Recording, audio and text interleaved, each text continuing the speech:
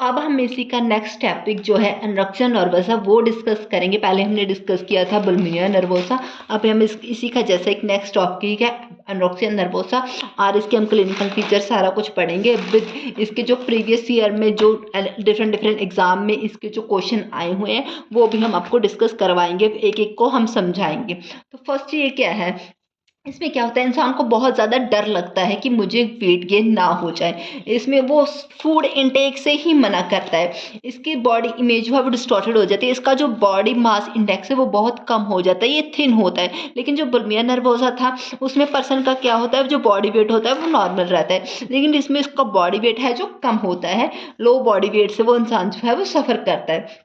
इसमें क्या होता है, वो रिफ्यूज़ करता है खाना खाने से, उसमें क्या करता था वो बिंज ईटिंग करता था, बहुत ज़्यादा खाना खाता था। लेकिन इसमें इंसान क्या करता है, खाना खाता ही नहीं है, रिस्ट्रिक्ट करता है, फूड खाना ही नहीं चाहता है, एक्सट्रीम कैलोरी रिस्ट्रिक्शन करता है, एक्सेसिव एक्सरसाइज करता है, और एमनोरिया हो जाता है फीमेल्स में। उसके बाद क्या है, इसके फिजिकल साइन एंड सिम्टम, इसका जो BMI है वो क्या हो जाता है 18.5 से भी कम रह जाता है। जब हम डायग्नोस करते हैं तो 18.5 से भी इसका जो है BMI वो कम रह जाता है। उसके बाद क्या है, लॉन्च हेयर क्या होता है, इसमें हेयर थिन हो जाते हैं, बहुत ज़्यादा फाइन हो जाते हैं। क्यों? क्योंकि माल न्यूट्रिशन की वजह से हेयर्स को क्या है, न्यूट्रिशन नहीं मिल रहा, इसलिए क्या हो जाते हैं वो हेयर्स जो है वो उनको बोलते हैं लुएनो हेयर। उसके बाद एमनोरिया क्या होता है, हार्मोनल इम्बैलेंस की वजह से, क्योंकि जब वो इंसान कुछ खा ही नहीं रहा है तो उसको एमनोरिया तो होगा ही ना, क्योंकि उसमें ब्लड है ही नहीं, इसीलिए उसको क्या होता है एब्सेंस ऑफ मेंस्ट्रुएशन। अब उसके बाद क्या है ब्रेडिकार्डिया में क्या होता है, मेटाबॉलिज्म जो है वो उसका डाउन हो जाता है, इसकी वजह से क्या होती है, उसकी हार्ट बीट भी है जो वो कम हो जाती है। हाइपोटेंशन होता है वॉल्यूम डिप्लीशन जो है वो, क्योंकि उसको कुछ वाटर इनटेक नहीं कर रहा है, कोई और किसी और मीडियम से उसको जो है फ्लूइड्स नहीं जा रहे हैं, उसकी वजह से क्या होता है उसका BP जो है वो लो हो जाता है। उसके बाद ड्राई स्किन भी माल न्यूट्रिशन की वजह से ही होती है। उसके बाद टाइप इसके दो टाइप्स हैं, ये बहुत ज़्यादा इंपॉर्टेंट है। दो टाइप्स कैसे हैं, पहले तो रिस्ट्रिक्टिव टाइप, इसमें क्या होता है वेट लॉस होता है डाइटिंग के थ्रू और फास्टिंग के थ्रू, इंसान कुछ खाता ही नहीं है, रिस्ट्रिक्ट करता है। दूसरा क्या है, बिंज ईटिंग या फिर पुर्जिंग टाइप, इसमें क्या करता है इंसान खाता तो है लेकिन वॉमिटिंग के थ्रू या फिर लैक्सेटिव यूज करके या फिर ज़्यादा एक्सरसाइज करके किसी ना किसी तरीके से इंसान जो खाना खाता है वो निकाल देता है, उसकी वजह से वो क्या हो जाता है अंडरवेट रह जाता है। बुलिमिया नर्वोसा और एनोरेक्सिया नर्वोसा में एक ही सबसे बड़ा डिफरेंस है, ये है कि इसमें जो बुलिमिया नर्वोसा है इंसान का नॉर्मल जो होता है बॉडी वेट वो होता है नॉर्मल होता है, लेकिन इसमें क्या होता है इंसान अंडरवेट होता है, इनमें यही फर्क है मेन। तो कॉमन कॉम्प्लिकेशन क्या है, अरिथमिया हार्ट रेट जो है वो उसकी नॉर्मल नहीं रहेगी। उसके बाद बोन ऑस्टियोपोरोसिस, क्योंकि इंसान कुछ खा ही नहीं रहा है तो बोन्स भी कमज़ोर हो जाएंगी, तो ऑस्टियोपोरोसिस नॉर्मल है। एंडोक्राइन में क्या होता है, एमनोरिया या फिर इनफर्टिलिटी तक इंसान को हो सकती है। मेटाबॉलिक में क्या होता है, हाइपोग्लाइसीमिया, शुगर लेवल भी कम हो जाता है। इलेक्ट्रोलाइट में क्या होता है, हाइपोकैल्शियमिया, पोटाशियम का लेवल भी जो है वो कम हो जाता है, सेम उसी की तरह बुलिमिया नर्वोसा की तरह। अब हम इसके डायग्नोसिस क्या करेंगे, रिस्ट्रिक्शन, अगर कोई इंसान को हम खाना वगैरह जैसे ऑफर कर रहे हैं तो वो क्या करेगा, वो रिस्ट्रिक्ट करेगा, वो नहीं खाएगा। इंटेंस फियर, उसको बहुत ज़्यादा, जबकि वो अंडरवेट है लेकिन फिर भी उसको फियर रहता है कि हाँ मुझे वेट गेन हो जाएगा। मैंने भी एक ऐसा ही केस देखा था, हमारे स्कूल में एक लड़की थी, वो बहुत ज़्यादा अंडरवेट थी, वो खाना नहीं खाती थी। जब उसको पूछा गया कि आप क्यों नहीं खाते तो बोल रही थी मेरा वेट बहुत ज़्यादा है। इसमें इंसान का वेट ज़्यादा नहीं होता लेकिन फिर भी उसको ऐसा लगता है कि मेरा वेट जो है वो बहुत ज़्यादा है, उसको लगता है कि मेरी बॉडी इमेज जो है वो अच्छी नहीं है, डिस्टॉर्टेड है।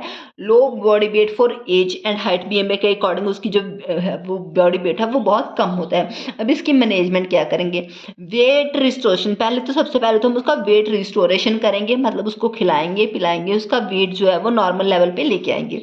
उसके बाद उसको फैमिली बेस्ड थेरेपी देंगे, स्पेशली एडोलेसेंस में कॉग्निटिव बिहेवियर थेरेपी देंगे। एंड नो ड्रग, इसमें कोई भी ड्रग जो है वो हम यूज़ नहीं करते हैं।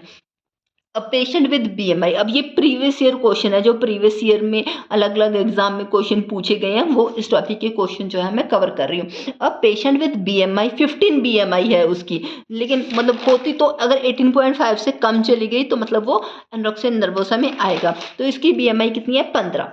Who refuses to eat and fear, इसमें पेशेंट रिफ्यूज करता है ईट और फियर वेट गेन, उसको वेट गेन करने का फियर रहता है। इस डायग्नोस्ड विद एनोरेक्सिया नर्वोसा, ये इसका आंसर है कि क्या डायग्नोसिस बनेगी उसकी, एनोरेक्सिया नर्वोसा। ये है lanugo hair is seen in anorexia nervosa, ये दिखाया था ना मैंने आपको, फाइन हेयर हो जाते हैं उसके एनोरेक्सिया नर्वोसा में, ये वाला fine hair due to mall nutrition.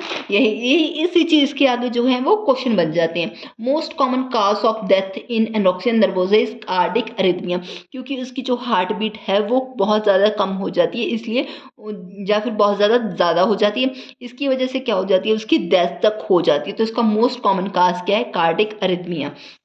उसके बाद क्या है, 19 ईयर ओल्ड गर्ल है, उसका BMI 14 ही है, refuses to eat and believe she is overweight, वो क्या बिलीव कर रही है, वो ओवरवेट है। डायग्नोसिस क्या है, एनोरेक्सिया नर्वोसा जो है वो डायग्नोसिस है। दो चीज़ें ध्यान रखनी है, BMI कम है, अंडरवेट है, इसकी ये दो चीज़ें, तो वो क्या है, एनोरेक्सिया नर्वोसा। अगर नॉर्मल वेट है, मतलब बिंज ईटिंग कर रही है, तो वो क्या आएगा, बुलिमिया नर्वोसा। ओके, उसके बाद इसके बाद which of the following is the characteristic feature of anorexia nervosa, ये लंजो हेयर, ये क्यों, क्योंकि एनोरेक्सिया नर्वोसा में क्या होती है, हेयर जो है वो बहुत ज़्यादा थिन हो जाते हैं। नॉर्मल BMI नहीं होती है, क्योंकि ये किस्म होती है बुलिमिया नर्वोसा से।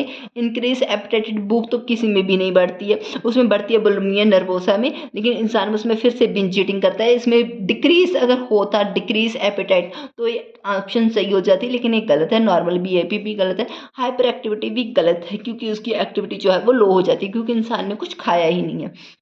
The most common cause of death in anorexia nervosa is cardiac arrhythmia, वही क्वेश्चन जो पीछे आया था, अगर इसका आया तो वही कार्डिक अरिथमिया। उसके बाद amenorrhoea too in anorexia nervosa is due to, ये किसकी वजह से हो जाता है, हाइपोथैलेमिक डिस्फंक्शन की वजह से यो है एमनोरिया हो जाता है, क्योंकि उसके जो हाइपोथैलेमस है वो अच्छे से फंक्शन नहीं कर पाता है, उसकी वजह से क्या हो जाता है, एमनोरिया हो जाता है। उसके बाद first line in management of anorexia nervosa is, ये हम इसमें फर्स्ट लाइन क्या देंगे, इसमें हम क्या करेंगे, साइकोथेरेपी जो है उसका फर्स्ट लाइन ट्रीटमेंट है। एंटी डिप्रेसेंट नहीं है, वेट रिस्ट्रिक्शन नहीं है, वेट तो उसका पहले ही कम है, ECT भी नहीं देंगे, साइकोथेरेपी हम इसमें जो फर्स्ट लाइन ट्रीटमेंट है वो इसमें यूज़ करते हैं। अगर आपको फिर भी कोई डाउट है तो आप हमें मैसेज कर सकते हैं, हम आपकी ID मेंशन कर देंगे। अगर आपको स्क्रीनशॉट लेने हैं इसके नोट्स के, आपको नोट्स भी बनाने हैं, तो आप इसके स्क्रीनशॉट भी ले सकते हो। तो अगर आपको फिर भी कोई गाइडेंस की ज़रूरत है तो आप हमें ज़रूर टेक्स्ट करें और सब्सक्राइब करना ना भूलें। Thank you for watching.